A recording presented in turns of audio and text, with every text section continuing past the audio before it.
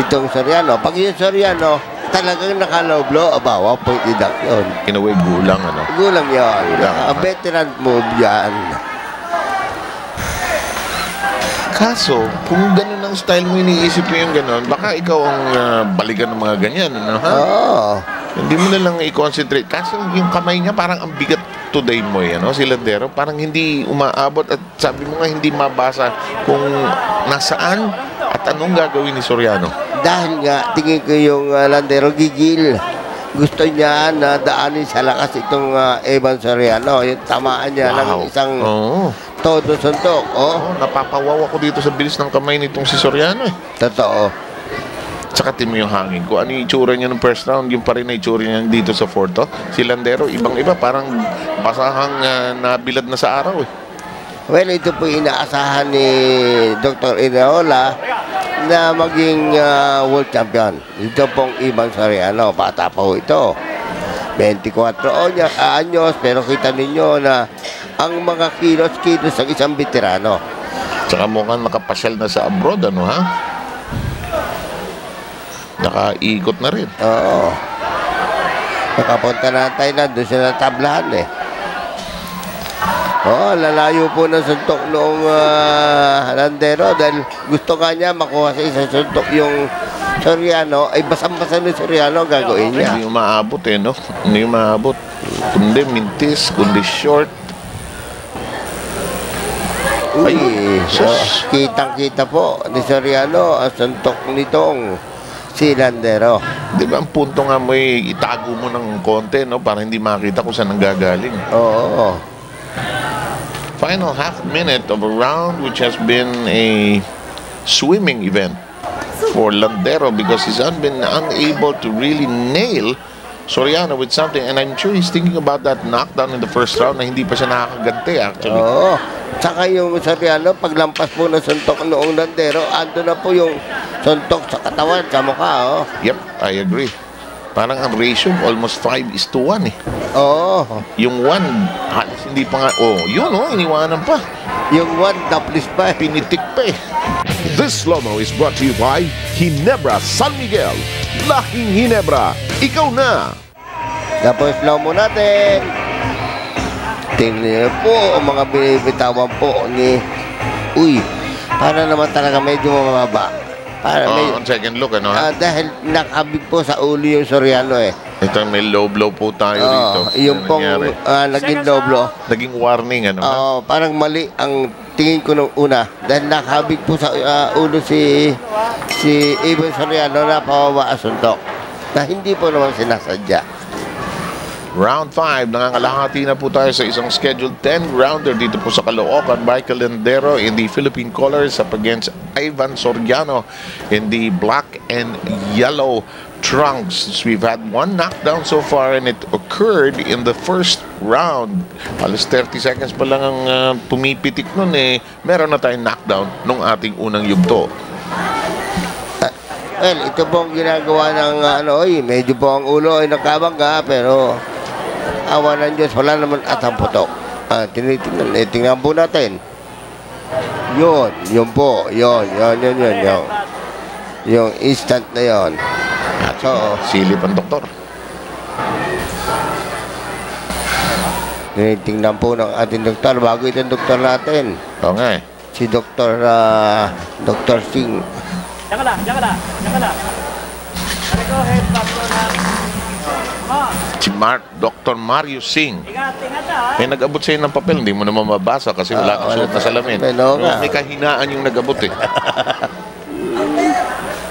Tagal-tagal na magkakasama.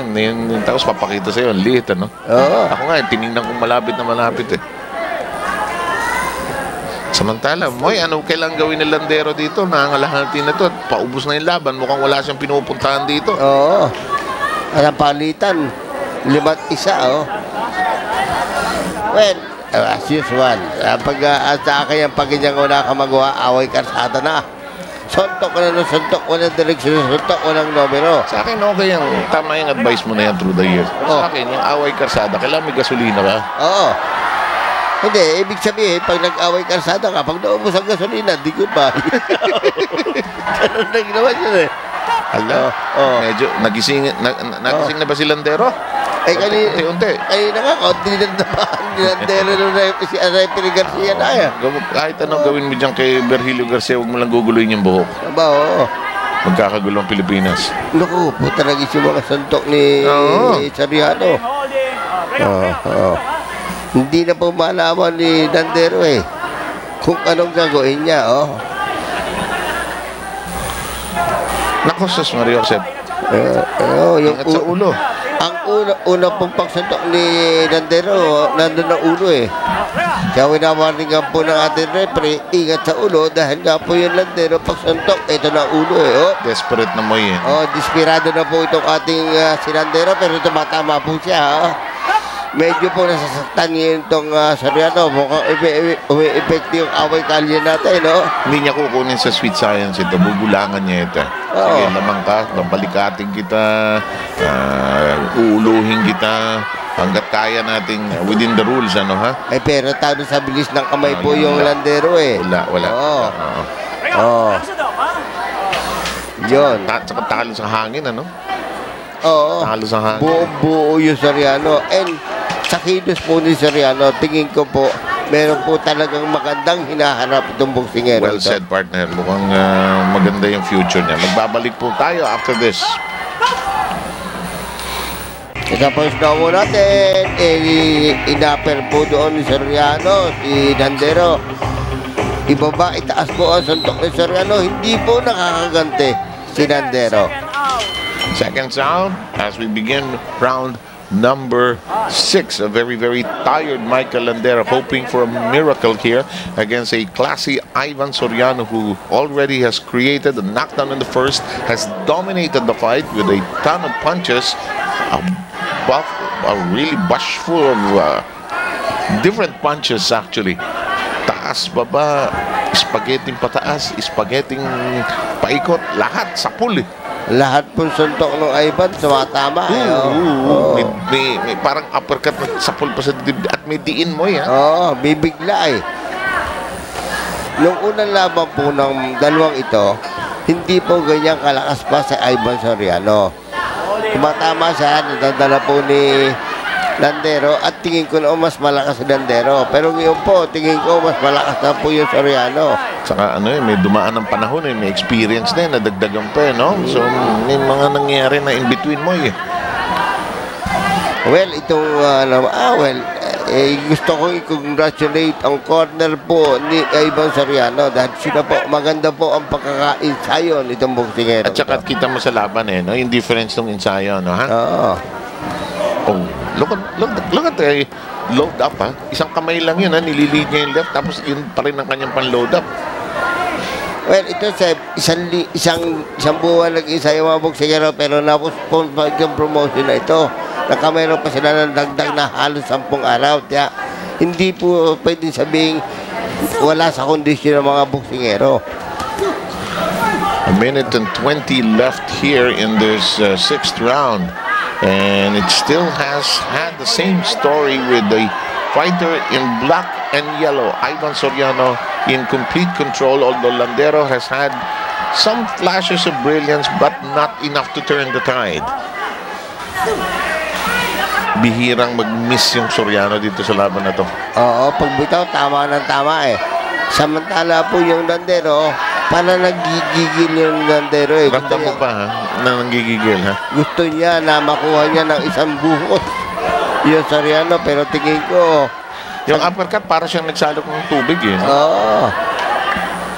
Parang inutusan ng nanay, punta ka nga sa kanto, maliligo ako, salok nga ng tubig.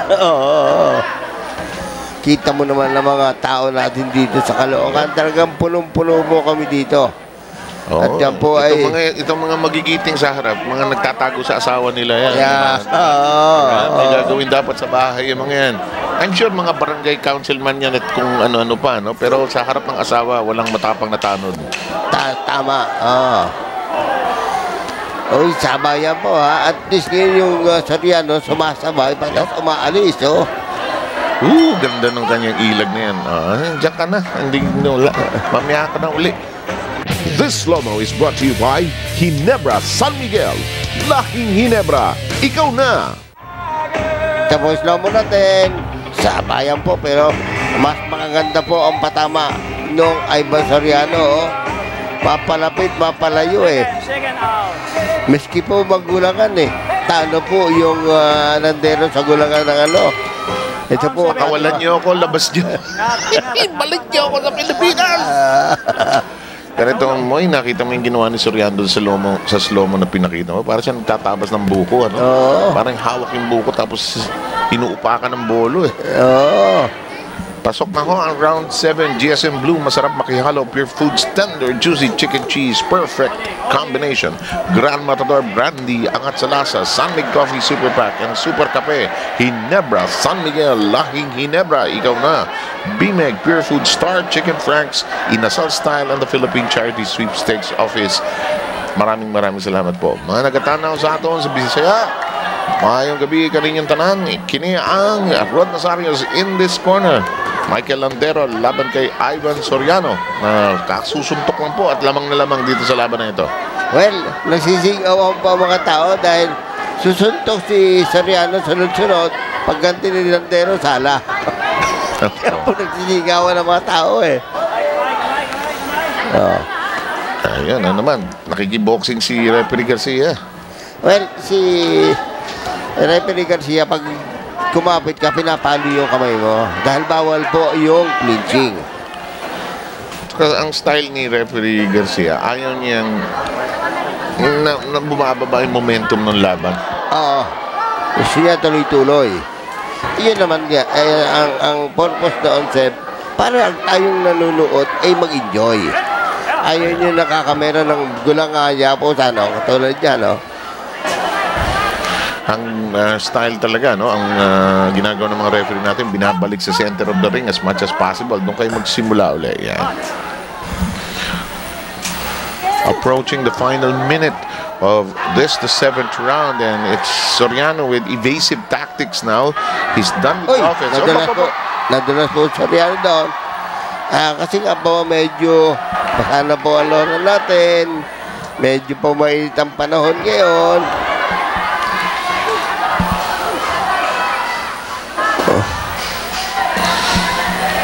Parang ang suntok ng Landero, hindi nakabaon eh, oh.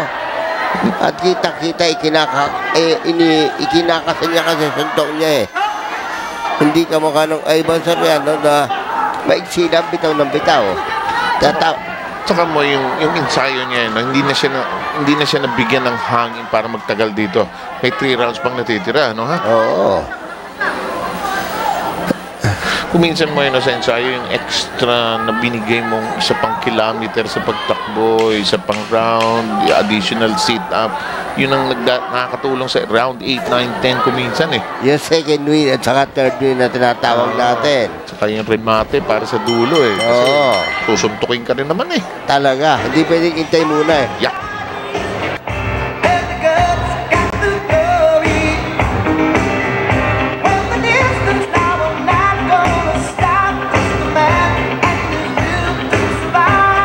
Ayan po yung, Moy, tama ko eh. Iisa ang tele. Talaga. Iisa yung tele. Eto naman. Balik niyo ako sa Pilipinas. Dito, barangay na to. Pero ito, mga kababayan natin, magandang gabi po sa inyo lahat. Yung mga nanonood, pinapanood ang mga sarili, mga taga-Caloocan. O sana po yung nag-i-enjoy kayong mapanood uli. Kasi nung napanood nyo na una, nag-i-enjoy na kayo eh. Oo. Round 8 mo, lamang na lamang siguro si Soriano sa card mo. Napakalayo. Wala po akong binibil na round ni Landero, ha?